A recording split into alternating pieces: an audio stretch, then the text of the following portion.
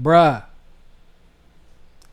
Hillary Clinton tried to test her gangster one time against Tulsi Gabbard.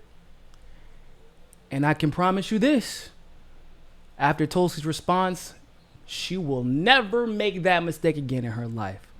Let's talk about it.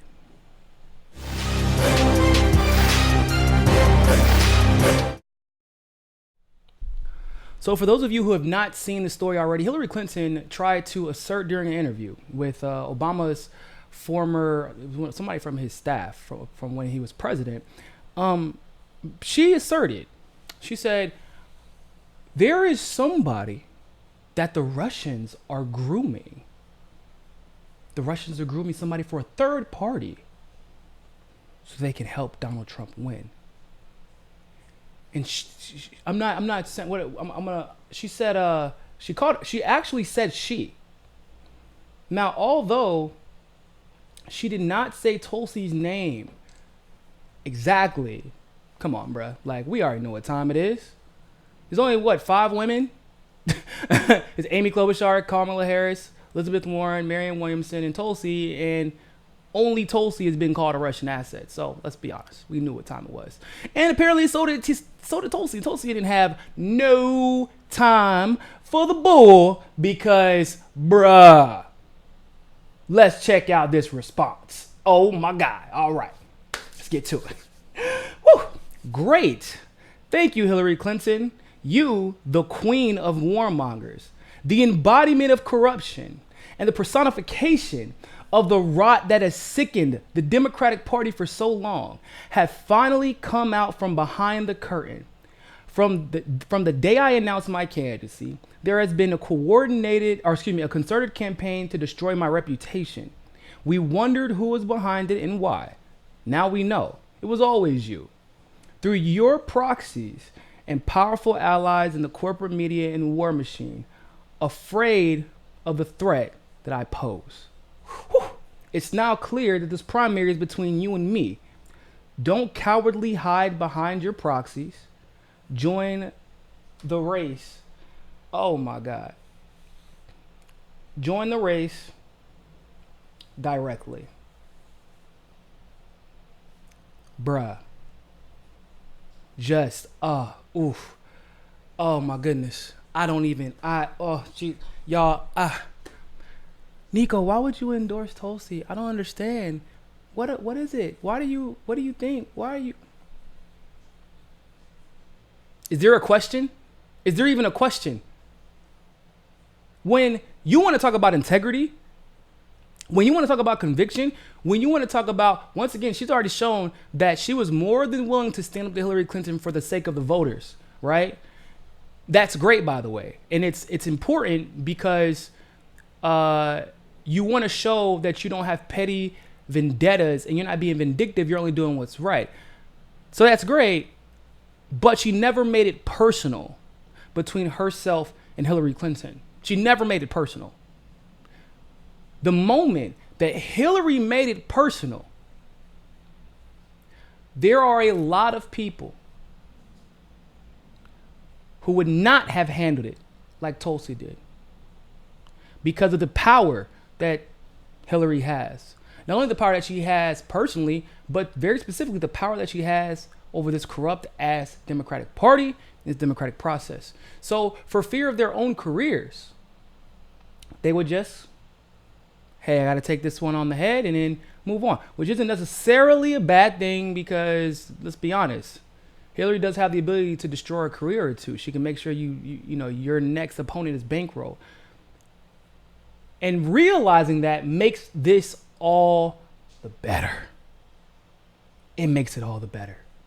Because Tulsi knows she's not naive. If she has a chance to win in a fair race, or race at all, it's better if Hillary isn't in it. Not saying that she couldn't beat Hillary. I'm saying she could, but there would be so much rigging involved, so much vitriol, more than she's faced so far, and that's hard to believe, but there would be. That they would cheat her out, right? By the time the convention got there, it would be so contentious that she would probably get cheated out again. However, she don't care. I told you she doesn't calculate politically. She does not care. She does not care. If you think something is a political calculation, it is not. She does not care. She showed me that she is willing to stand up to the most powerful person in politics. And make no mistake about it, she absolutely is. Still, the most powerful person in politics. When Tulsi is referring to her proxy, she means Kamala Harris, whose sister was third chief advisor to Hillary Clinton's campaign and worked for the Center for American Progress. Who also met with the Hamptons donors that Hillary Clinton met with before her run. She's talking about the Elizabeth Warrens of the world who met with Hillary to potentially be vetted as a VP and then met with Hillary for guidance for this particular campaign. Okay? She means those people like Ro Khanna, who kisses Hillary's ass all the time and try to do a little sneak diss at Tulsi. She means every single person that has been sent out to do the dirty work of the Clinton conglomerate. Because we all agree, right? That's why they ran so many candidates, was because they were trying to take out Bernie. That's why they did it. They're all part of the Clinton machine. Not every single one of them. Obviously, Marianne Williamson isn't. Obviously, Andrew Yang is not. Obviously, Bernie is not. But the ones that they chose to run, you know who I'm talking about. Steve Bullock comes on and keeps Gravel off and then is off the very next debate. Is Steve Bullock? I think that's his name. So, I'm not gonna lie to you guys. Obviously I've already endorsed her, but I'm just like, I don't know where else I would put my vote. How many people have we been asking, someone, please stand up to this woman? Please don't be afraid of this woman. Please don't be afraid. We can't speak out against this machine, but maybe if you have a platform, can you do it? Like, yeah, obviously pundits do. We do it all the time. Not the same thing. Elected official running for president with the DNC that we know is in Hillary Clinton's pocket, straight up is like, you know what? I'm not playing this game with you anymore. She stood up for us in 2016, and she stood up for herself in 2019, which means if she gets cheated, which is election integrity is my number one issue. It should be yours. So a lot of people it isn't, but it should be. If we haven't dealt with election integrity, I don't care who. I could cheer for Tulsi, you could cheer for Bernie, somebody else could cheer for Marianne Williamson, you could cheer for Yang. Don't matter. Because election integrity will be the determining factor of whether or not one of our candidates, one of the outsiders gets elected. So my point is, if Tulsi is going to stand up for us, then she's going to stand up for herself right now, before the primary even starts. I know if Tulsi gets cheated, I don't have to worry about her endorsing Kamala. I don't have to worry about her endorsing Elizabeth Warren. Not only do I not have to worry about her, sitting it out, right? Not propagating and celebrating and rewarding this establishment buffoonery. I don't have to worry about that. But I can also guarantee, because of this, because of what she did in 2016, because she's suing Google right now, because of her saying, I'm going to boycott the debate just because people had expressed to her they felt like they were being slighted already. And the only reason she went back into the debate, of course, was because her supporters asked her to, and it was to call out New York Times, CNN, and the corrupt media, which she did because we asked her to. So given the history of Tulsi speaking up and speaking out, not only for herself but for us as well, we can easily conclude that if Tulsi gets cheated, if there is an election integrity issue with Tulsi, I don't have to guess whether or not she will take it seriously. And that's obviously great for her. It's great for me as a supporter, but it's more important to our democracy than anything else. That fire is what our democracy needs. She already looked into the camera one time and said, yeah, a lot of my family and my colleagues have been worried about me personally because they know what it means to stand up to Hillary Clinton. But the Clintons don't scare me. She meant that. She absolutely meant that. At the end of the day, If we ain't, I mean, you can talk about strategy and all that good stuff. You can talk about the good. You can talk about all that stuff. We can get into that later. But damn the strategy and all that good stuff. I told you all. I said this February. Now I said barring any crazy amounts of cheating, which I'm confident that there will be. So there's that caveat. I predicted that Hillary, and I gave a path to how how Tulsi would win. It wasn't conventional, but it was, in my opinion, easy to see. I said, here's what's going to happen. She got smeared by the left already. So even some progressive journalists have one at the time, one foot in the smear bucket, and then the other, they were like, oh, but she's still a progressive, and I guess we'll treat her like we'll throw her a bone every now and then. But for the most part, they were being disingenuous in their approach. And I said back then, the problem with what the left, the Democrats are doing, and what a lot of the progressives were doing, is that you are shaming people out of telling you who you were going to vote for. So there, at that point, every type of analysis that you may try to render on who's the most popular, who's doing well in the polls, who's not doing well, so it's all, you got to throw it out the window. You got to throw it out the window.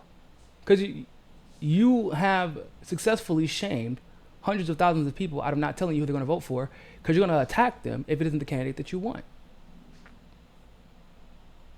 So I said, what's going to happen is she's going to be the underdog. And she's going to, and this is before the debates, when I also predicted she will be the most Google candidate during the debate. I said that. I said, and I was very clear. What did I say? I said, because you don't need to win by having 22 minutes to speak. You just need to have a 30-second soundbite for the world to see. And that's what happened. So she was the number one Google candidate. I then said the second debate, she'll handle business because we don't know if there's going to be a third debate. After that, the fire will have already been sparked. But I said at that point, she will be officially considered a legitimate threat to Bernie Sanders. And the reason that that's important to understand is because she was already getting attacked from the neoliberal left. And at that point, I said the progressives will then begin to jump on and attack her, along with the neoliberal left. The problem is the neoliberal or the progressives, in order to attack her in any way, really, they would have to almost align with the smears of the neoliberal left, which will begin to, it will be like a spike of negative attention, but over time it will corrode as the truth comes out, more policies introduced, et cetera, et cetera, et cetera. Now, because of this, I said Fox News will begin to take a liking to Tulsi specifically because the left hates her. I said that. And that's just how their model of business is. However, so she'll get a lot of the conservatives because of how they perceive her when she's interviewed on Tucker Carlson, actually give her time to speak instead of leading her with bullshit questions. But here's what happens. And because of that, you got the independent Trumpers who start to take a liking to Tulsi. Now, because she ends up going on Fox News more often than the neoliberal left would like, I said what will likely happen is that she will become the new Pied Piper candidate. I said this. So they'll begin to lob all of the accusations they lobbed at Jill Stein and others, and Trump, most importantly, in 2016, they'll now direct them at her. It will get to and then because how successful she's becoming, Fox News will begin to finally realize, oh, we can't prop her up anymore. So they will begin to attack her. So Fox News will attack her from one side. Neoliberals will attack her on something completely different from the other side. Then you have the progressive wing of the progressive movement who will attack her because that's not their chosen candidate. They will lie. They will smear. And we've seen it already.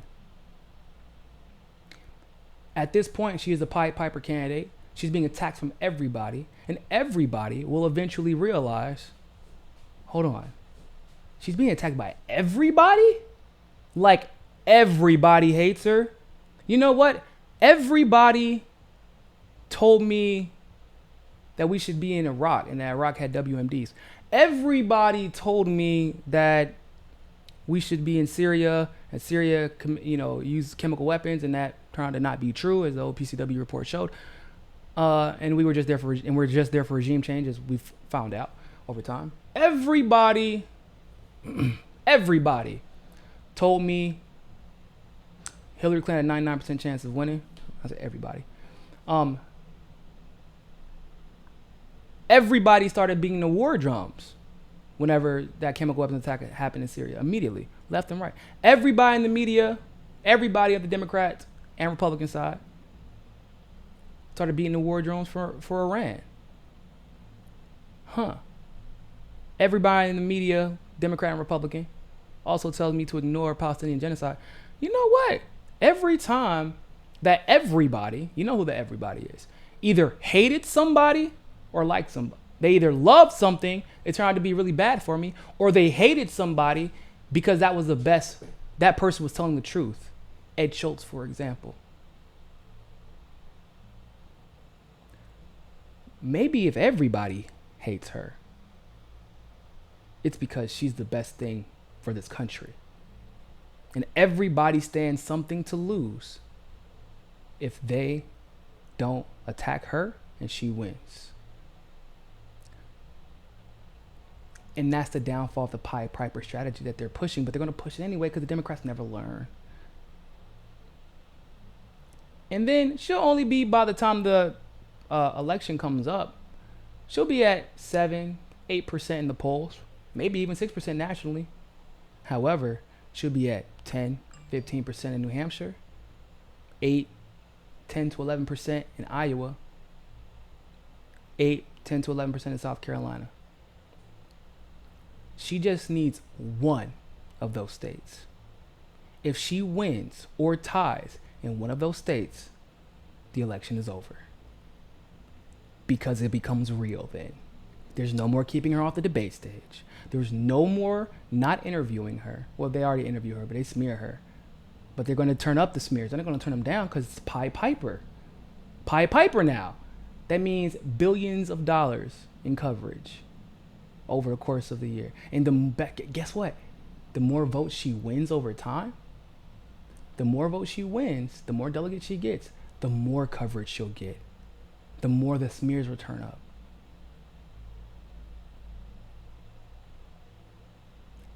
And the more coverage she gets, the more the donations will roll in. The more people will realize that she is the ally that everybody's been craving. And that's why she is being attacked by everybody who wishes to act against the interests of the American people. I said this February.